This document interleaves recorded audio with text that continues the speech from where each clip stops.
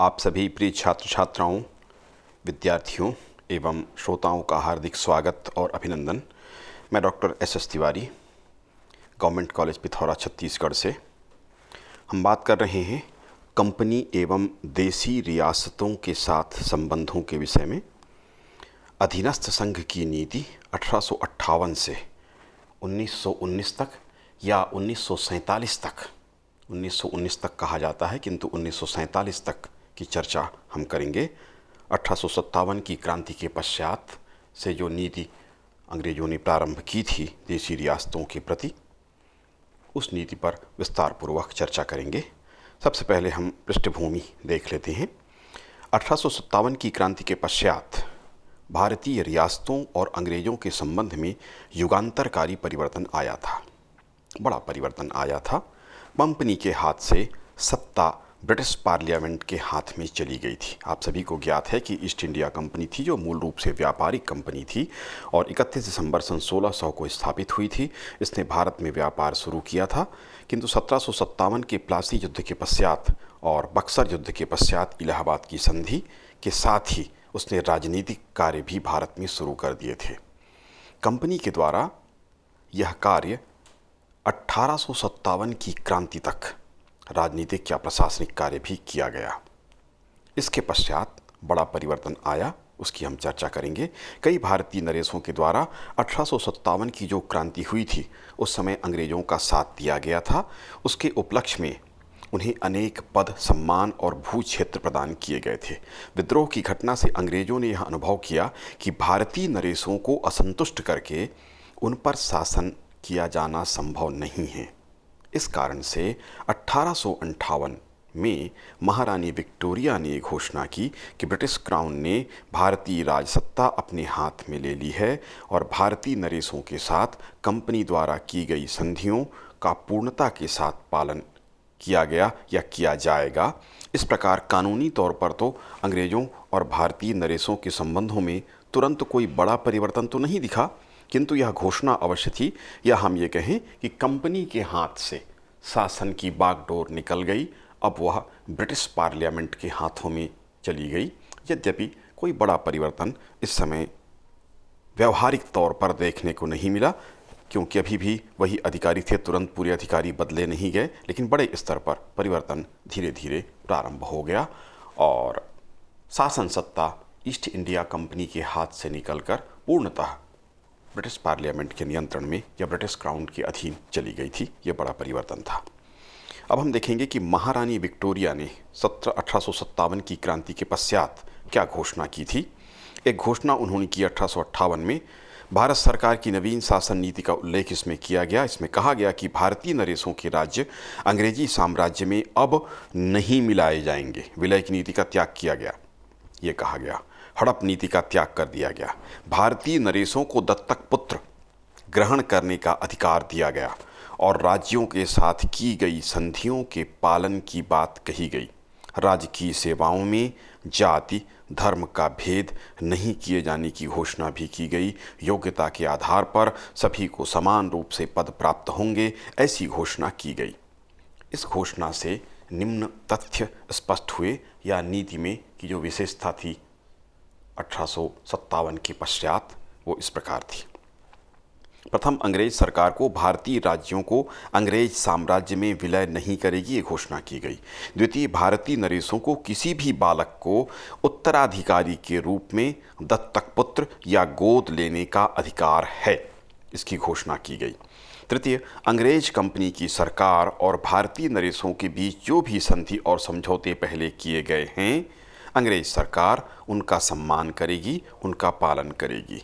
भारतीय राज्यों को उनके अधिकारों और अंग्रेज सरकार के साथ संबंधों के विषय में 160 सनदें या निर्णय दिए गए। इन सनदों के द्वारा भारतीय राज्यों को यह आश्वासन दिया गया कि जब तक वे सम्राट के प्रति स्वामी भक्त हैं तथा उन संधियों और समझौतों के प्रति आज्ञाकारी हैं, उसका पालन कर रहे हैं, तब तक उन्हें कोई हानि नहीं पहुंचाई जाएगी। ये आश्वासन देसी रियासतों के राजाओं को, नरेशों को दिया गया। 1862 में गवर्नर जनरल लॉर्ड कैनिंग ने भी स्पष्ट कर दिया कि इंग्लैंड की क्राउन का भारत में निर्विवाद सर्वोच्च सत्ता है। अंग्रेज भारत की सर्वोच्च शक्ति हैं और अंग्रेज सरकार भारतीय राज्यों में अव्यवस्था और अराजकता के समय हस्तक्षेप करने से नहीं रुकेगी या हस्तक्षेप करेगी। यदि ऐसी दशा में किसी भारतीय राज्य के शासन को स्थायी रूप से संभालने की आवश्यकता भी हुई तो अंग्रेज ऐसा अवश्य करेंगे। स्पष्ट रूप से कहा गया कि कोई अराजकता और अव्यवस्था निर्मित न करे, अन्यथा उस राज्य की शासन सत्ता को अपने हाथ में लेने में अंग्रेज नहीं हिचकेंगे। ये कैनिंग ने घोषणा की। इस प्रकार अप्रत्यक्ष रूप से भारतीय राज्यों को अंग्रेजी साम्राज्य का हिस्सा बना लिया गया और अंग्रेज सरकार को उनके आंतरिक मामलों में हस्तक्षेप करने और राज्य के शासन को संभालने का अधिकार मिल गया। नई नीति के कारण भारतीय राज्य अंग्रेजी राज्य में सम्मिलित होने से तो बच गए, पर उनके शासन में विदेशी अधिकारियों, अंग्रेज सरकार द्वारा मनोनीत दीवानों का हस्तक्षेप बढ़ गया और अंग्रेजी रेजिडेंट के कठोर नियंत्रण में आ गया। अंग्रेजों की सत्ता को सर्वोच्च अधिकार प्राप्त हो गए। विभिन्न उपायों द्वारा अंग्रेज सरकार का अधिकार भारतीय राज्यों पर लगातार बढ़ता गया। अंग्रेज सरकार की सार्वभौम सत्ता का प्रदर्शन, न केवल सार्वभौमिक अधिकार किया गया बल्कि उसका प्रदर्शन बाकायदा किया गया। अंग्रेज सरकार ने अपनी सार्वभौम सत्ता के प्रदर्शन अथवा अभिव्यक्ति के लिए नए नए साधन अपनाए। जैसे 1875 में ग्रेट ब्रिटेन के प्रिंस ऑफ वेल्स को भारत बुलाया गया, भारतीय नरेशों के द्वारा उनका भव्य स्वागत किया गया। 1876 में ग्रेट ब्रिटेन की महारानी विक्टोरिया ने कैसर हिंद की उपाधि धारण की। इसके लिए दिल्ली में विशेष दरबार आयोजित किया गया जिसमें भारतीय नरेश सम्मिलित हुए और ब्रिटिश साम्राज्य के प्रति अपनी स्वामी भक्ति प्रदर्शित की। इस प्रकार के दरबार अन्य गवर्नर जनरलों ने भी आयोजित किए। ग्रेट ब्रिटेन के सम्राट या साम्राज्य तथा भारतीय नरेशों के संबंधों में जब गवर्नर जनरल का उल्लेख आता है तब यह वायसराय अर्थात सम्राट का प्रतिनिधि अब कहा जाने लगा। भारतीय नरेशों को अंग्रेज सरकार द्वारा विभिन्न प्रकार की उपाधियां दी जाने लगीं और राज्य की विशालता और आय के आधार पर उनके सम्मान के लिए निश्चित तोपों की सलामी देने की परंपरा भी प्रारंभ की गई। भारतीय नरेशों की विदेश नीति का अंत हो गया। इसके साथ अंग्रेज सरकार की सार्वभौम सत्ता को स्वीकार करने और अंग्रेज सरकार की अधीनता को स्वीकार कर लेने के पश्चात अंतर्राष्ट्रीय क्षेत्र में भारतीय राज्यों का कोई अधिकार या भारतीय नरेशों का कोई अधिकार नहीं रहा। विदेश नीति पूरी तरह से अंग्रेजों के हाथ में चली गई। अंग्रेज सरकार भारतीय राज्यों का प्रतिनिधित्व करती थी। विदेशी राज्यों से या भारत के अन्य राज्यों से पारस्परिक संबंध भी अंग्रेज सरकार के माध्यम से ही हो सकते थे। भारतीय नरेश न तो किसी विदेशी शक्ति से संधि या समझौता कर सकते थे और न ही राजदूतों का आदान प्रदान ही कर सकते थे। अंग्रेज सरकार की अनुमति और स्वीकृति के बिना वे किसी भी विदेशी को अपने राज्य में नौकरी अथवा सेवा में नहीं रख सकते थे। भारतीय राज्यों के परस्पर विवादों के निर्णय का अधिकार भी अंग्रेज सरकार को ही प्राप्त था। आंतरिक प्रशासन में हस्तक्षेप। भारतीय राज्यों के आंतरिक प्रशासन में अंग्रेज सरकार का हस्तक्षेप बढ़ गया तथा लगातार बढ़ता ही गया। कैनिंग ने 1860 में घोषणा की कि भारत सरकार को भारतीय नरेशों के कुशासन को दूर करने का अधिकार है। लॉर्ड मेयो ने राजस्थान के शासकों के सामने जो घोषणा की थी उसमें भारतीय राज्यों के प्रति अंग्रेज सरकार की नीति स्पष्ट हुई, जो इस प्रकार थी। अंग्रेज सरकार भारतीय शासकों के कुशासन के कारण उनके राज्यों में हस्तक्षेप करने का अधिकार रखती है। दूसरी बात, वे राज्य में होने वाले विद्रोह के दमन का अधिकार रखती है।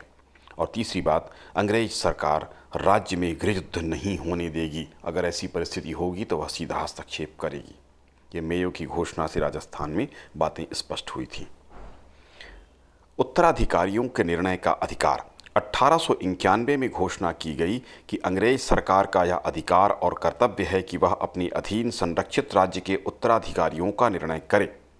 इस प्रकार भारतीय राज्यों में उत्तराधिकार को स्वीकार करने, अवयस्क नरेशों का संरक्षण स्वीकार करने तथा उत्तराधिकार के प्रश्न को निर्मित करने का अधिकार अंग्रेज सरकार को प्राप्त था। ये घोषणा की गई। कुशासन के निर्णय का अधिकार। कुशासन के आधार पर किसी नरेश को पदच्युत करने का अधिकार अंग्रेज सरकार को था, पर ऐसी दशा में उस राज्य को अंग्रेजी साम्राज्य में नहीं मिलाया जाता था। इस प्रकार हस्तक्षेप करने के कुछ उदाहरण हैं। 1873 में गुजरात में बड़ौदा के शासक मल्हार राव पर कुशासन का आरोप लगाया गया। इसके एक वर्ष के बाद उस पर अंग्रेज रेजिडेंट को विष देने का आरोप भी लगाया गया, जिसकी जांच के लिए 3 भारतीय और 3 अंग्रेज अधिकारियों की समिति की नियुक्ति की गई। यद्यपि विष देकर हत्या का आरोप प्रमाणित नहीं हो सका, परंतु कुशासन का आरोप उस पर अवश्य लगाया अंग्रेजों ने और उसको सिंहासन से अलग करके शासन अपने हाथ में लिया। कश्मीर में इसी प्रकार से हस्तक्षेप किया गया। कश्मीर राज्य में भी हस्तक्षेप किया गया। वहाँ के वास्तविक उत्तराधिकारी हरि सिंह थे। राजा हरि सिंह अपने दत्तक पुत्र को राज सिंहासन पर आसीन करना चाहते थे, किंतु अंग्रेज सरकार ने हरि सिंह को ही राजा स्वीकार किया, दत्तक पुत्र को स्वीकार नहीं किया। इससे स्पष्ट हो गया कि अंग्रेज सरकार को भारतीय राज्य में उत्तराधिकार के प्रश्न को निर्मित करने, विद्रोह और अशांति के मामलों में हस्तक्षेप करने तथा भारतीय राजाओं और अंग्रेज विरोधी राज्यों के व्यक्तियों को दंड देने का अधिकार है। इस तरह से उसकी स्पष्ट रूप से उद्घोषणा कर दी गई। नरेशों की सेना पर अधिकार। भारतीय राज्यों की सेना पर अंग्रेज सरकार का नियंत्रण था। कोई भी भारतीय राज्य स्वतंत्र रूप से अपनी स्थायी विशाल सेना नहीं रख सकता था। भारतीय राज्यों की सेना छोटी और सीमित कर दी गई। उसे अंग्रेजों की भारतीय सेना का अंग माना गया, यानी अंग्रेजी सेना का हिस्सा माना गया, और उसके प्रशिक्षण की व्यवस्था अंग्रेज अधिकारियों द्वारा की जाने लगी। भारतीय नरेशों की सेना की भारतीय राज्यों को हथियार और गोला बारूद भी अंग्रेज सरकार की अनुमति से उनके द्वारा ही प्राप्त होता था। भारतीय राज्यों में अंग्रेज सैनिक छावनियां होती थीं, जिन पर उनके नरेशों का कोई नियंत्रण या अधिकार नहीं होता था, यानी सेना पूरी तरह से अंग्रेजों के नियंत्रण में चली गई। अन्य मामलों में भी इस प्रकार के अधिकार भारतीय राज्यों के दीवानों, मुख्यमंत्री तथा अन्य उच्च पदाधिकारी की नियुक्ति के लिए भारत सरकार की स्वीकृति आवश्यक कर दी गई। राज्य के लिए कोई महत्वपूर्ण कानून बनाने के लिए भारत सरकार की अनुमति और स्वीकृति आवश्यक थी। अंग्रेज सरकार के सिक्के भी भारतीय राज्यों में चलते थे या मान्य थे। अंग्रेज प्रतिनिधि अथवा रेजिडेंट, प्रत्येक राज्य में एक अंग्रेज प्रतिनिधि अथवा रेजिडेंट रहता था। भारतीय नरेशों को प्रशासन में उनके परामर्श को मानना आवश्यक था। वह सामान्यतः राज्यों के आंतरिक प्रशासन के मामलों में लगातार हस्तक्षेप किया करता था। रेजिडेंट या प्रतिनिधि राज्य में उच्च पदाधिकारी की नियुक्ति उसके परामर्श से ही करनी होती थी। इस तरह अंग्रेज प्रतिनिधि भारतीय नरेशों के आंतरिक मामलों में लगातार हस्तक्षेप किया करते थे। ये अंग्रेज रेजिडेंट या प्रतिनिधि राजधानी में राज दरबार में एक निश्चित स्थान पर पूरे सम्मान के साथ विराजमान होते थे और पूरा हस्तक्षेप वो किया करते थे। अनावश्यक हस्तक्षेप भी उनका होता था। भारतीय नरेशों की परिषद, नरेंद्र मंडल नाम से भारतीय नरेशों की परिषद का गठन किया गया। प्रथम विश्व युद्ध के काल में अनेक भारतीय राजाओं ने सेना और धन के रूप में ब्रिटिश सरकार की सहायता की, युद्ध में सहायता की, विभिन्न साधनों से अंग्रेज सरकार की बड़ी सेवा की थी। इस राजभक्ति के परिणाम स्वरूप अंग्रेज सरकार की नीति में परिवर्तन हुआ। मॉन्टेग्यू चेम्सफोर्ड रिपोर्ट में यह सुझाव दिया गया कि भारतीय नरेशों की एक स्थायी परिषद होनी चाहिए। इसके परिणाम स्वरूप 1921 में नरेंद्र मंडल स्थापित किया गया। इसकी बैठक वर्ष में एक बार अवश्य होती थी। नरेंद्र से अर्थ राजा से, राजाओं का मंडल, नरेंद्र मंडल कहा गया इसको। इसका उद्देश्य अंग्रेज सरकार से परामर्श लेना, उन्हें परामर्श देना था। बाद में भारतीय नरेश अपने अधिकार के लिए परस्पर परामर्श भी करने लगे और अंग्रेज सरकार की नीति संबंधी विचार विमर्श भी इस समिति में होने लगा। यह भी निश्चित हुआ कि संपूर्ण भारत हेतु किसी भी नीति को निश्चित करते समय भारतीय नरेशों से अवश्य परामर्श लिया जाएगा। ये अंग्रेज सरकार ने स्वीकार किया। इस तरह से प्रथम विश्व युद्ध के बाद भारतीय राजाओं की स्वामी भक्ति के परिणाम स्वरूप इस तरह की कमेटी का, नरेंद्र मंडल का गठन किया गया और उनसे सलाह या परामर्श लिया जाने लगा। बटलर कमेटी बनी। जब भारतीय नरेशों ने नरेंद्र मंडल के माध्यम से अपने अधिकारों के स्पष्टीकरण की इच्छा व्यक्त की, तब 1928 में बटलर की अध्यक्षता में 3 सदस्यीय एक समिति गठित की गई। 2 वर्ष के परीक्षण के बाद इस समिति ने अपनी रिपोर्ट प्रस्तुत की जो एक तरफा थी। इसने अंग्रेज सरकार की सर्वोच्चता और सार्वभौम प्रभुसत्ता को बनाए रखने और शासन में परिवर्तन हेतु किसी भी जन आंदोलन की स्थिति में अंग्रेज सरकार के हस्तक्षेप करने के अधिकार को ही स्वीकार नहीं किया, अपितु उसे उचित भी ठहराया। बटलर कमेटी की रिपोर्ट एक तरफा थी, उसकी कटु आलोचना हुई और इसे तानाशाहीपूर्ण माना गया। 1935 का अधिनियम, लंदन में हुए प्रथम गोलमेज सम्मेलन 1930 के अवसर पर भारतीय नरेशों के द्वारा उसमें हिस्सेदारी की गई और एक अखिल भारतीय संघ व्यवस्था के प्रस्ताव को स्वीकार किया गया था। इसमें भारतीय राज्यों और अंग्रेजों के अधीन प्रदेशों या प्रांतों को मिला देने की व्यवस्था की गई थी। सन 1935 के अधिनियम के अनुसार भारत में एक संघ की व्यवस्था की गई थी, इसलिए ब्रिटिश सत्ता के अधीन सभी प्रदेशों या प्रांतों को मिलना आवश्यक था, परंतु भारतीय नरेशों का उसमें सम्मिलित होना अथवा न होना उन नरेशों की इच्छा पर छोड़ दिया गया।